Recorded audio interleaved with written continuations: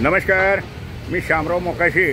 आणि आता काय मराठी रिक्षावाले ज्यांचे आहेत त्यांचे मुंबईतल्या रिक्षावाल्यांची तर भयंकर गळचेपी होऊ लागलेली आहे, मोठी गळचेपी चाललेली आहे। आणि आता काय नुसतंच आपण मराठी भैया म्हणतोय, पण त्याच्यामुळे भैयाच आता मराठी शिकायला लागलेत आणि त्याचा परिणाम असा झाला आहे बघा, सरकारी अधिकारीसुद्धा दिवसातून एक 2-4 वेळ भोजपुरी भाषाचे शब्द ठोकून द्यायला लागलेत। मराठी ऑफिसरसुद्धा 2-3 भोजपुरी शब्द ठोकून द्यायला लागलेत। आता जर तुम्हाला गंमतच सांगायचं म्हणलं तर RTOमध्ये जर तुम्ही बघितलं तर RTO अधिकारीच खुद 2-3 मराठी भोजपुरी शब्द बोलतात, म्हणजे भविष्यात शासनाचे अधिकारी भोजपुरी शब्द बोलतील अशीच परिस्थिती निर्माण झालेली आहे। कारण 90% रिक्षावाला हा मुंबईतील हिंदी भाषिक आहे, रिक्षा विकणारे हिंदी भाषिक आहेत, बँकेतून लोन करून देणारे हिंदी भाषिक आहेत, थर्ड पार्टी दुकानं हिंदी भाषिक आहेत, गॅरेजमध्ये हिंदी भाषिक आहेत, अगदी CNG पंपावरती सुद्धा हिंदी भाषिक आहेत। आणि RTOमध्ये तर पैसा फेको तमाशा देखो हा मोठा काम चालत असतं आणि संपूर्ण त्या RTOच्या समोर जरी बघितलं तर 90% हिंदी भाषिक दलाल आहेत।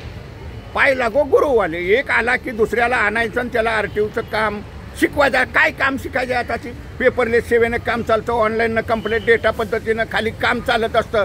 आणि RTO अधिकाऱ्यांना त्या मात्र RTO अधिकारी मात्र महाराष्ट्रातले हे सगळे मराठी आहेत असं काही नाही, राज्यातील जे स्थानिकच अधिकारी असतात आणि ते मात्र त्या भैयाजी दलालांना सलाम मारतात, हे मात्र तितकं सत्य आहे। आणि मग आता कसं आहे, 90% ही सगळी रिक्षावाल्यांचे कोण हिंदी भाषिक असल्यामुळं कोण लायसन काढायला येतो, रिक्षावाला परमिट काढायला गेलं तरी त्या अधिकारी काय म्हणतात माहिती आहे का, कैसन बा लायसन निकाला, असं सगळं लफडं चाललेलं असतं त्यांचं, आधार कार्ड बा, असंच हे अधिकारीसुद्धा RTO अधिकारीसुद्धा ठोकायला लागलेत हे शब्द। आणि काय आता ह्या अधिकाऱ्यांना तरी टाळ्यावालं पाहिजे, कारण ह्यांना पैशावरती ते काम करतात। आता कसं झालंय, त्या RTOमध्ये सगळेच हिंदी भाषिक आहेत, तर काय ते हिंदी भाषिक आता ते दलाल आहेत ना, 8वी 9वी 10वी झालेले आहेत, तो बरोबर पान खायचं आणि हातात कागद घेतले ना, हे मराठी अधिकारी RTO अधिकारी त्यांना सलाम मारतात आणि भोजपुरीमध्येच त्यांना शब्द ठोकत असतात। काय आता बोलणार आहे या अधिकाऱ्यांना सुद्धा असं, म्हणजे RTOमध्ये अगदी पैसा फेको तमाशा देखो, अगदी पैशाचा पाऊस पडतो, हे तितकंच सत्य आहे। आणि मग आपण नुसतं म्हणायचं मराठी लोकांना न्याय मिळत नाही, मग मराठी लोक म्हणतात आमचं काय चालत नाही, मराठी अधिकारी सुद्धा असून काही काम करत नाहीत। म्हणजे पैसा मोठा झाल्यामुळं, भ्रष्टाचार बोकाळल्यामुळं हिंदी भाषिक धनाना पैसे देतात। आता रिक्षाच काय, तुम्हाला जरी रिक्षा घ्यायची असली तर भैयाकडेच घेतात मराठी लोक सुद्धा।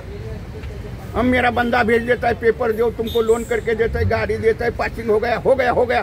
साहब का और मेरा बहुत जमता है, साहब बहुत अच्छा है, साहब बहुत कड़क है, कड़क असला की पैसे जास्ती काढायचे असले तर तो बहुत कडक आहे, साहब बहुत, असली ही अवस्था आहे। तर RTO मधला भ्रष्टाचार जर काढायचा असेल, त्या मराठी अधिकाऱ्यांना सस्पेंड करायचं असेल, प्रत्येक मराठी माणसानं RTO मधलं स्वतःचं काम हे स्वतः करायचं आहे। अगदी पासिंगसुद्धा ऑनलाईननं पासिंग होतं, पण आपले मराठी रिक्षावाले सुद्धा आहेत ते भैया दलालांकडे जातात आणि पासिंग करतात आणि त्यांना मग 1200-1500 रुपये देतात। आणि तो भैयानं कधी त्या काय पेपर कवा साहेबांकडे देईल तेव्हा देईल, म्हणजे असं सगळं हे काम आहे।